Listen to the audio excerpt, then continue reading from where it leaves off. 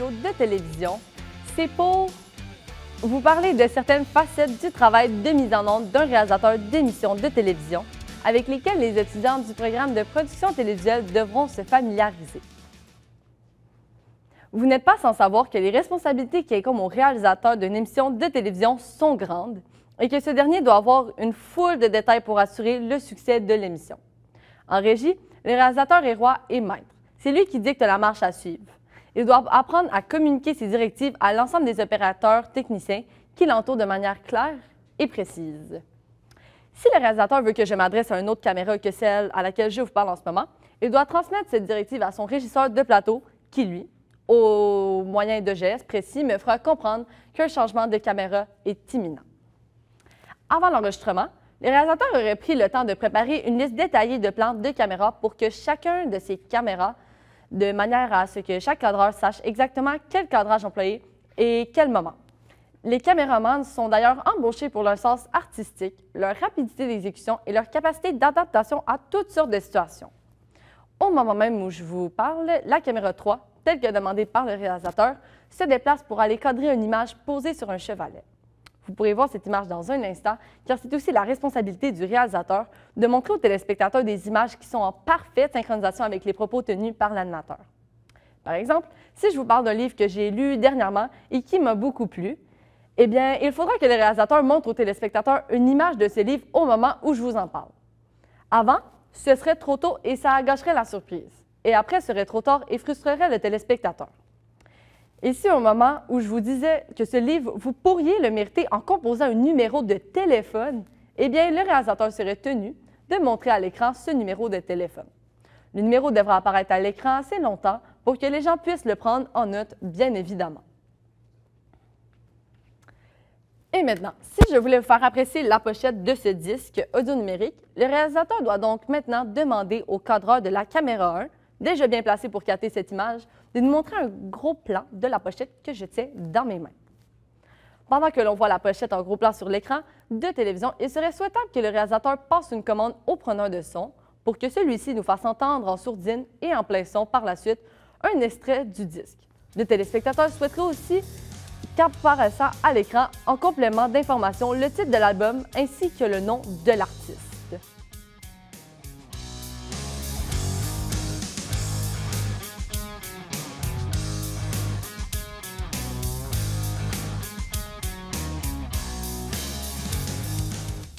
Il va sans dire qu'il est toujours préférable dans la conception des incrustations pour la télévision d'utiliser des caractères sobres d'une bonne grosseur dont la couleur se détache bien de l'arrière-plan et qui sont faciles à lire. Il faut de plus que ces titres qui apparaissent à l'écran soient toujours contenus à l'intérieur de la zone critique ou Safe Title Area. Il est toujours possible pour un caméraman débrouillard et à l'œil entraîné de rehausser une prise de vue, un cadrage en ajoutant un mouvement de caméra.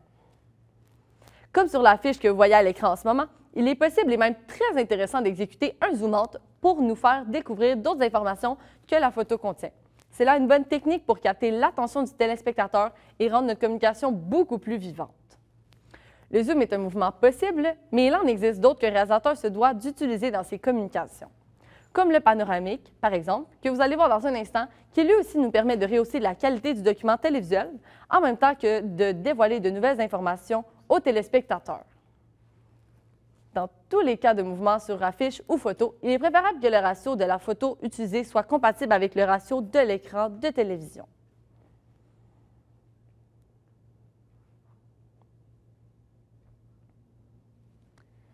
En conclusion, maintenant, signalons qu'à la fin d'une émission, le réalisateur doit s'assurer que la fin de son émission se déroule sans bavure dans un premier temps.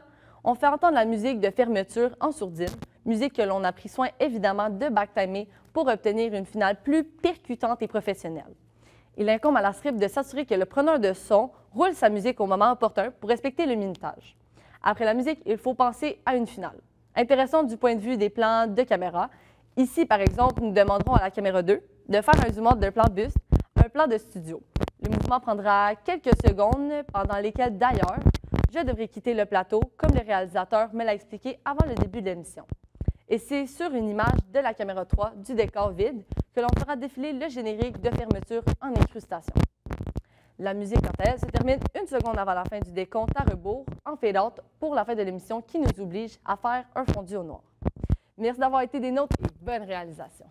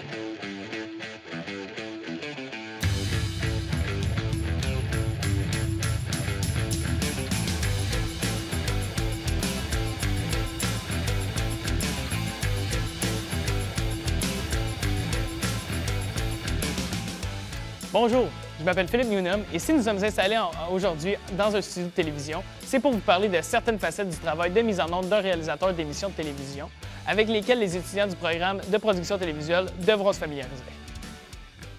Vous n'êtes pas sans savoir que les responsabilités qui incombent au réalisateur d'une émission de télévision sont grandes et que ce dernier doit avoir une foule de détails pour assurer le succès de l'émission. En régie, le réalisateur est roi maître, c'est lui qui dicte la marche à suivre. Il doit apprendre à communiquer ses directives à l'ensemble des opérateurs techniciens qui l'entourent de manière claire et précise. Si le réalisateur veut que je m'adresse à une autre caméra que celle à laquelle je vous parle en ce moment, il doit transmettre cette directive à son régisseur de plateau qui, lui, au moyen de gestes précis, me fera comprendre qu'un changement de caméra est imminent. Avant l'enregistrement, le réalisateur aura pris le temps de préparer une liste détaillée de plans de caméra pour chacune de ces caméras de manière à ce que chaque cadreur sache exactement quel cadrage employer et à quel moment. Les caméramans sont d'ailleurs embauchés pour leur sens artistique, leur rapidité d'exécution et leur capacité d'adaptation à toutes sortes de situations. Au moment même où je vous parle, la caméra 3, telle que demandée par le réalisateur, se déplace pour aller cadrer une image posée sur un chevalet. Vous pourrez voir cette image dans un instant, car c'est aussi la responsabilité du réalisateur de montrer aux téléspectateurs des images qui sont en parfaite synchronisation avec les propos tenus par l'animateur. Par exemple, si je vous parle d'un livre que j'ai lu dernièrement et qui m'a beaucoup plu, eh bien, il faudrait que le réalisateur montre aux téléspectateurs une image de ce livre au moment où je vous en parle. Avant serait trop tôt et gâcherait la surprise, et après, trop tard et frustrerait les téléspectateurs. Et si au même moment, je vous disais que ce livre, vous pourriez vous le mériter en composant un numéro de téléphone, eh bien, le réalisateur serait tenu de montrer à l'écran ce numéro de téléphone. Le numéro devra apparaître à l'écran assez longtemps pour que les gens puissent le prendre en note, bien évidemment. Et maintenant, si je voulais vous faire apprécier la pochette de ce disque audio numérique, le réalisateur doit donc demander au cadreur de la caméra 1, déjà bien placé pour capter cette image, de nous montrer un gros plan de la pochette que je tiens dans mes mains. Pendant que l'on voit la pochette en gros plan sur l'écran de télévision, il serait souhaitable que le réalisateur passe une commande au preneur de son pour que celui-ci nous fasse entendre, en sourdine et en plein son par la suite, un extrait du disque.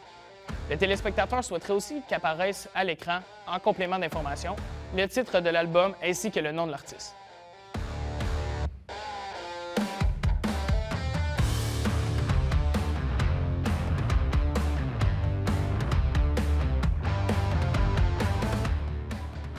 Il va sentir qu'il est toujours préférable dans la conception des incrustations pour la télévision d'utiliser des caractères sobres, de bonne grosseur, dont la couleur se détache bien de l'arrière-plan. et qui sont faciles à lire. Il faut de plus que ces titres qui apparaissent à l'écran soient toujours contenus à l'intérieur de la zone critique ou Safe Title Area. Il est toujours possible pour un caméraman débrouillard et à l'œil entraîné de rehausser une prise de vue, un cadrage, en y ajoutant un mouvement de caméra. Comme sur la fiche que vous voyez à l'écran en ce moment, il est possible et même très intéressant d'exécuter un zoom out pour nous faire découvrir d'autres informations que la photo contient. C'est là une bonne technique pour capter l'attention du téléspectateur et rendre notre communication beaucoup plus vivante. Le zoom est un mouvement disponible, mais il en existe d'autres qu'un réalisateur se doit d'utiliser dans ses communications. Comme par exemple le panoramique, que vous allez voir dans un instant, et que lui aussi nous permet de rehausser la qualité de notre document télévisuel, en même temps de dévoiler de nouvelles informations aux téléspectateurs. Dans tous les cas de mouvement, sur affiche ou photo, il est préférable que le ratio de la photo utilisée soit compatible avec celui de l'écran de télévision. En conclusion, signalons qu'à la fin d'une émission, le réalisateur doit s'assurer que la fin de son émission se déroulera sans bavure dans un premier temps. On fait entendre la musique de fermeture en sourdine. Musique que, bien évidemment, on aura pris soin de backtimer pour obtenir une finale plus percutante et professionnelle. Il incombe à la script de s'assurer que le preneur de son roule sa musique au moment opportun pour respecter le minutage. Après la musique, il faut penser à une finale intéressante du point de vue des plans de caméra. Ici, par exemple, nous demanderons à la caméra 2 de faire un zoom-out d'un plan buste à un plan studio. Le mouvement prendra quelques secondes, pendant lesquelles, d'ailleurs, je devrais quitter le plateau, comme le réalisateur me l'a expliqué avant le début de l'émission. Et c'est sur une image de la caméra 3 du décor vide que l'on fera défiler le générique de fermeture en incrustation.